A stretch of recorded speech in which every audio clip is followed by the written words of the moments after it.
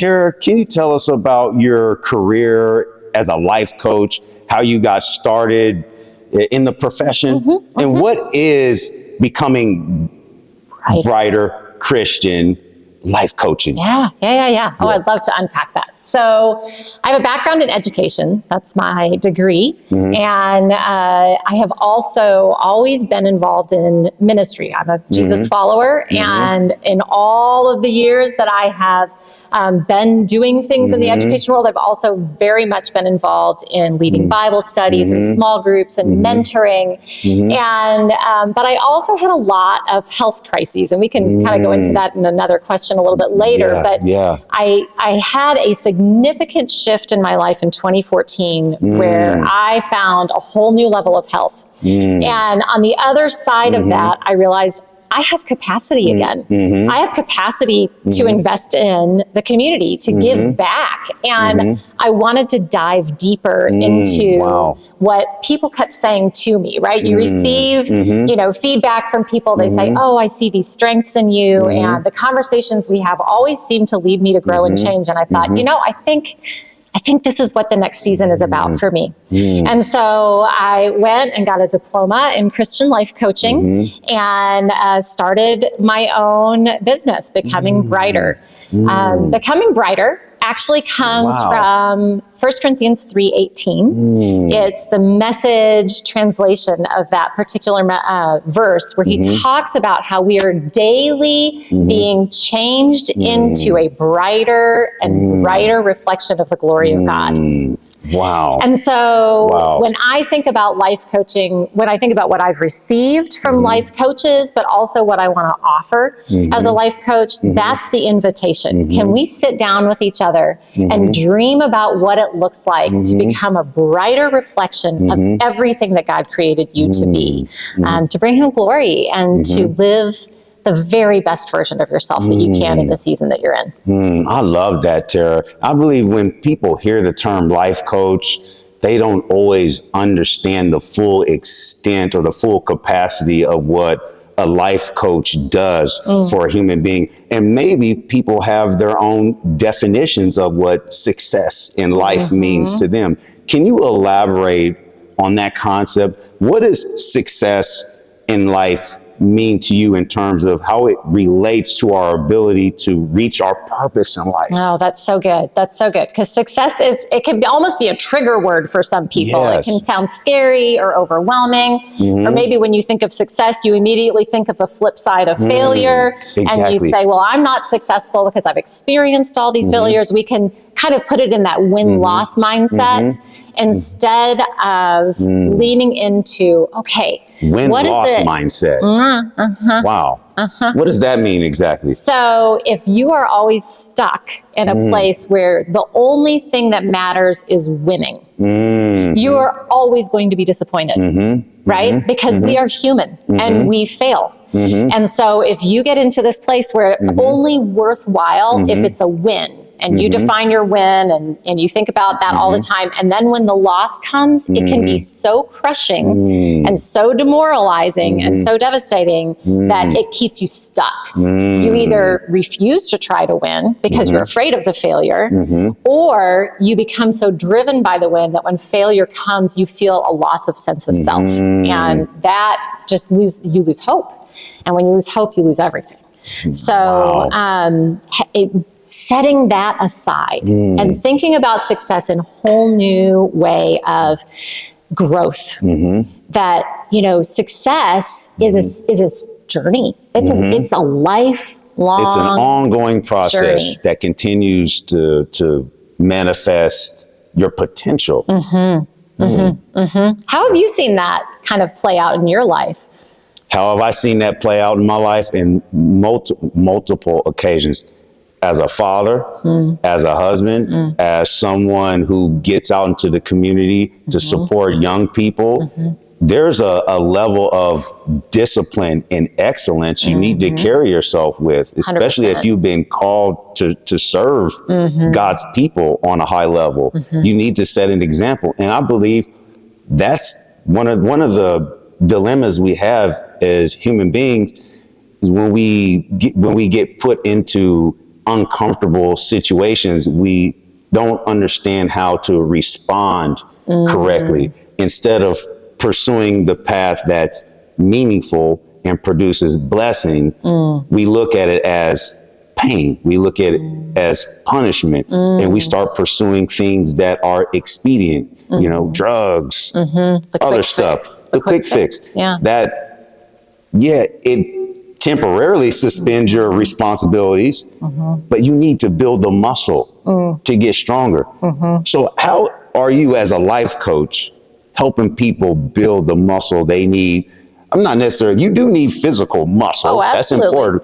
I'm talking about the mental muscle, the emotional muscle, the godlike muscle that prepares you for a new level in life. How are you doing that? That's so good. Man, that's such a good question.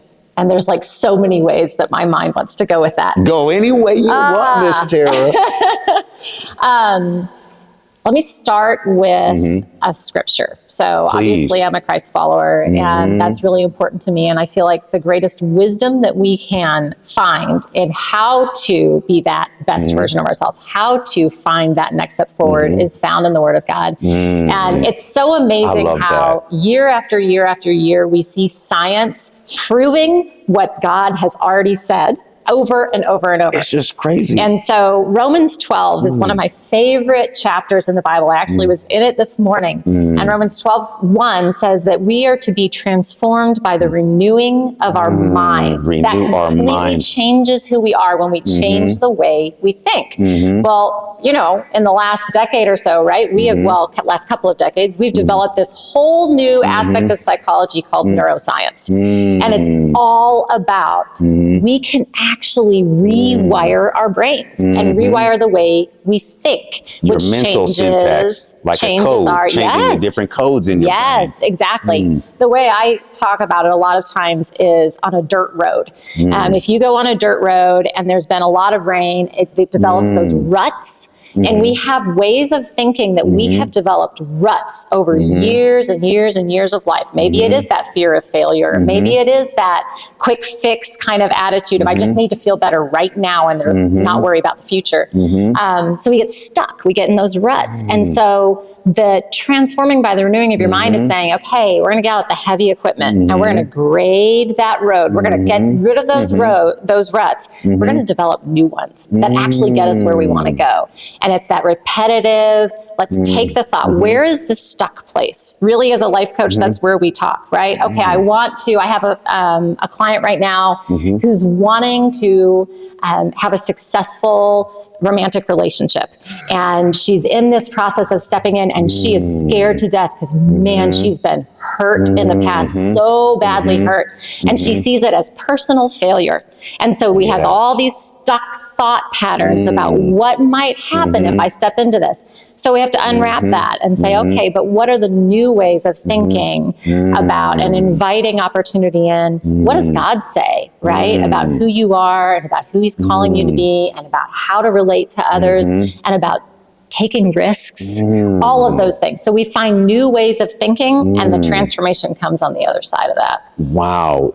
It's essentially an untangling of worldly belief systems, and you're downloading God's belief systems into your psychology. So you're able to create more options for yourself in life. And it also gives you a roadmap for how to overcome the obstacles you experience. So true. Like some of the biggest challenges that we have as human beings are our past experiences. We make what happened yesterday, last week, or a year ago, the same as what's happening right now. But not all experiences are the same. And God gives us the revelation to overcome those specific challenges. Right. Now, how else are you helping people navigate through those pathways in their life? Like, what are some other tools that you're using that maybe people are able to identify with immediately to help them get the results they need in a short period of time? That's so good. That's so good. I think there is a combination of reflection and action. Oh, that's good. So reflection and then action. Oh, yes, that's the key. One of the primary keys to being successful is you learn something and then take an action on it. Take action. So, okay, can you unpack that? Reflect first and then take action. We were talking right before we started this, and I was saying I have this stack in my office of journals. Can you go through that stack? Can you pull that out? So what was that quote? You had told me something about leadership. Oh, it was about God leading us and not letting someone else lead us. Circumstance of change. Yeah. What was that? Yep. Let's see if I can find it. So I have journaled. That's a beautiful journal. Yeah. How long? Yeah. Can you tell everyone how long you've been journaling? I have journaled since elementary school. And this is really one of the most powerful tools that we can use when we are in a transformation season. Now, if you want to get super sciencey about it, this is where the educator gets in, gets going in my brain. Educate me. Educate me, Tara. Dr. Caroline Leaf is a wonderful neuroscientist. She has wonderful information out there if you ever want to look into that. But she talks about how journaling, it connects so many different parts of our brain because we're doing something that's visual, we're doing something that's physical, we're doing something that's mental. So if you take that reflection to paper, it engages so many different parts of your brain and helps you to be able to untangle the mess. And so she calls it cleaning up the mental mess. Clean up the mental mess. So but anyway, yes, the quote that we were talking about earlier, we were talking about, I find myself in a season of transition right now. I am in a season of change. And, it's a beautiful transition. It is. It's exciting and scary all at once, right? Which is how transition is. That's one of the areas that I love coaching in. We all have seasons of change going on all the time in multiple areas of our lives. And so we have to think about, okay, how do I let this change propel me forward rather than keeping me stuck? And this is where, as I was getting just some wise counsel from my mom, but then taking time to reflect. As I reflected on what she said, these were the words that came out.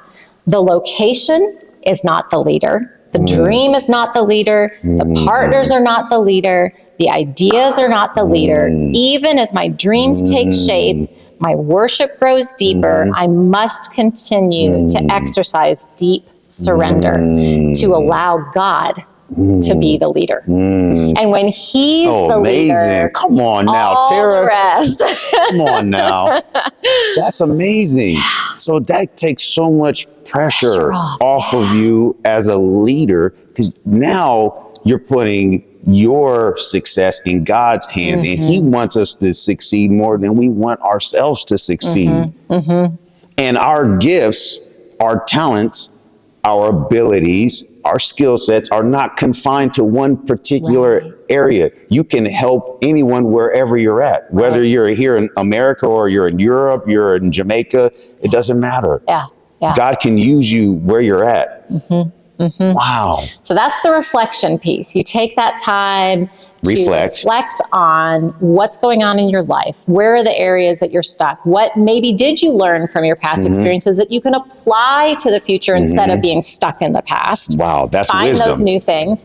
And then action. And when we talk in life coaching, we talk a lot about an action plan that is measurable, that is challenging, that pushes the envelope just enough to get you to that next step. And then that's rewarding. That gives you something that you are heading towards that you can then find that reward. And, God talks about that. He talks about how he calls us to live for him, to do our work as if we were doing it for him, because we know he will reward us. And we're wired that way. That's the way we're wired. So to take that hard thing that you feel stuck in, reflect, find a specific step forward. It may just be little. It may be a little step, but that's that little step at a time moving forward. We were talking, right? A lot of times God gives you just enough light for the next step. You take that step and then you wait, you reflect, you ask, take the next step. I love that. It's like this tiny snowball. If you roll it down a mountain,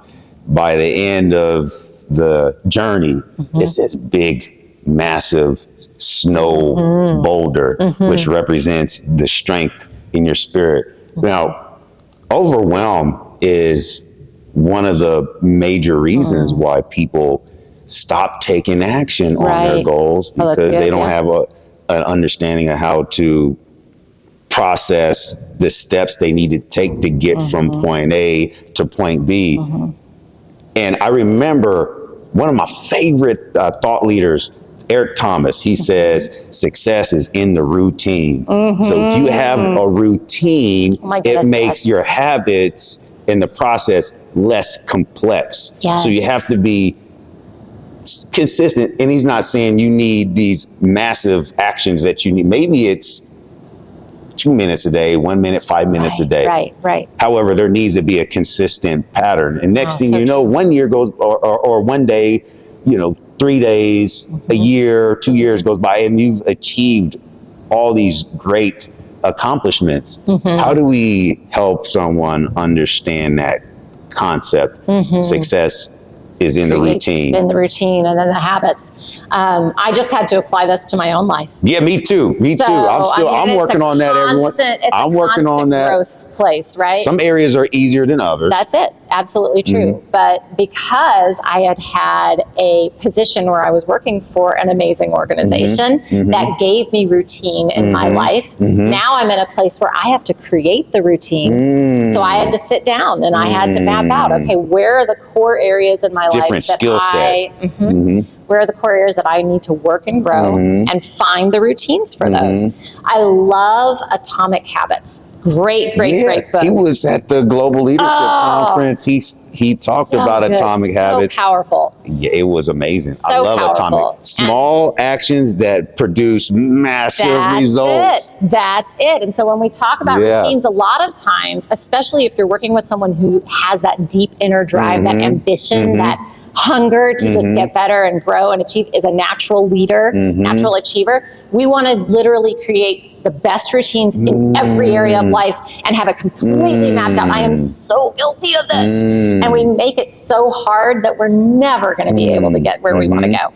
And so that small action, I love how, in Atomic Habits, he talks about marrying that like physical object to your action.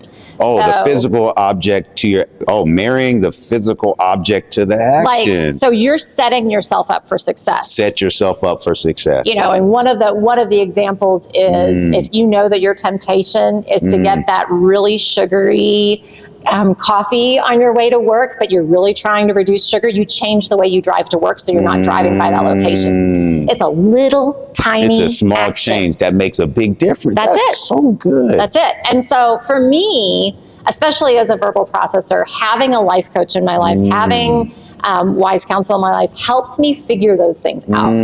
Just talking it through. Okay, here's where I'm stuck. Let's talk about where I could go. Okay, here's that one small change I can make. All right, let's start there, and then we'll check in, and then we'll keep going forward to the next thing. What's your message for some of our young people? I do some work with teenagers who are in the corrections facility. They are all amazing. Yeah. They're all gifted and talented. They may not necessarily see that in themselves yet. That's it. How do we teach them how to adopt responsibility? Because when you run away from responsibility, when you run away from being a mature human being who has a role in society like everybody else, where you need to contribute and connect, you end up in the wrong place. How do we plant seeds into their psychology to help them understand that there are rewards in being a responsible person? Oh my goodness. There are rewards for being a mature man or young lady. How do we do that? The book of Proverbs is such a good place to go for that. Wisdom, because for those of you who don't know, Proverbs is the book of wisdom in the Bible, correct?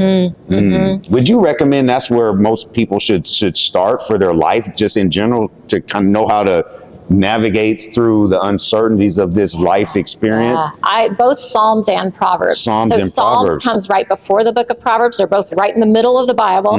Psalms is written out prayers. and it's very raw, very honest. Like, I'm going to bring everything that's going on in my life, and I'm going to bring it to God. Prayers. I'm not going to just, say the nice things. I'm going to say the hard things too. So you start with this place of, I'm going to be real honest before God. You need the truth, because without the truth, you'll go off a cliff. Yeah, absolutely. You won't know how to navigate through any of your challenging experiences in life. So true. And by bringing it to God and remembering the truth of who He is, then you get into Proverbs and you say, okay, here's the action for me of how this looks like applying God's wisdom to my life. When I was a student, when I was in high school, I had a mentor suggest to me to read 5 Psalms and 1 Proverb every day. 5 Psalms and 1 Proverb every day. And by doing that, you get through the book of Psalms and Proverbs every month. So you can spend a whole year doing that. You'll go 12 times through those. Now, I will tell you, you're going to get stuck in Psalm 119, and you're just going to need to cut it up into little sections. Because there's so much. Don't get stuck. That one's like, I don't remember, 160 verses in there or something. And you're going to go, I can't read 5 Psalms that day. Wow. Just read 1.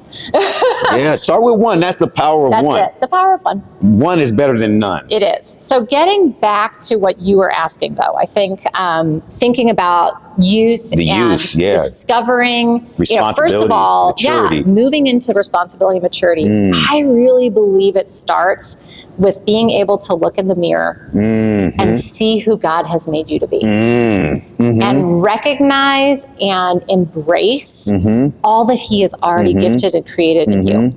And then it's a chance to just go, okay, now what do I do with that? Like, can you recognize the capacity? Can you recognize the skill? Can you recognize the gifts? Can you recognize your personality and your interests and all the things that make you you, that you have a unique way to impact this world that nobody else can. And so there's this sense of value that comes up when you recognize who it is that God made you to be. So once a kiddo, once a student, once an adult can recognize there is value that I need to add to this world. It's not just mine. Yeah. It's not just about me becoming the best me. It's me being able to contribute to this world with everything that God has put in me. That's purpose, isn't it? The contribution. Yeah.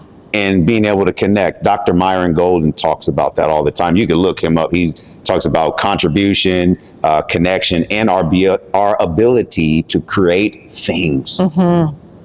We need to feed that knowledge into our young people. Absolutely. Absolutely. Because once you recognize that, then you have an inner drive for responsibility, because there's this sense of, I have a responsibility to make an impact in this world. Okay, well then I need to learn, like you said, how to have work ethic, how to do all these things. That's where I think mentorship comes in. Because hanging out with someone like you, TC, like, I am always better when I am with you. It is the truth. And we likewise, make each other better. 20, 30, 50, 100 times better now that I'm able to have this conversation with you, Tara. Yeah, no, ditto. Amazing. So, okay, before we conclude this amazing conversation today, tell us about one book you're reading right now that's making a significant impact on your life. One book, maybe not necessarily a book you're reading now, but something you've read in the past.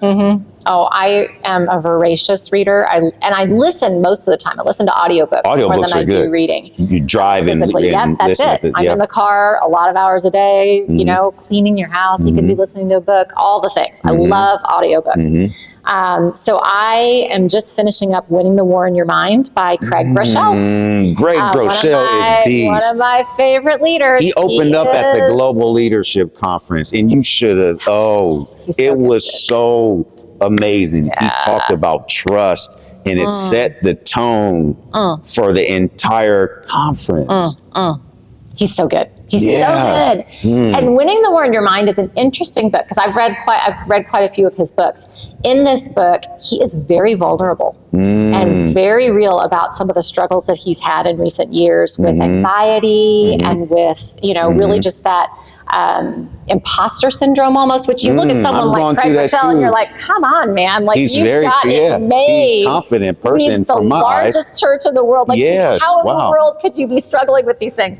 But just to be able able to hear him go, okay, yes, we are all on this journey together. Yes, we all have these struggles. And here's how I am learning to overcome those. It's just really powerful.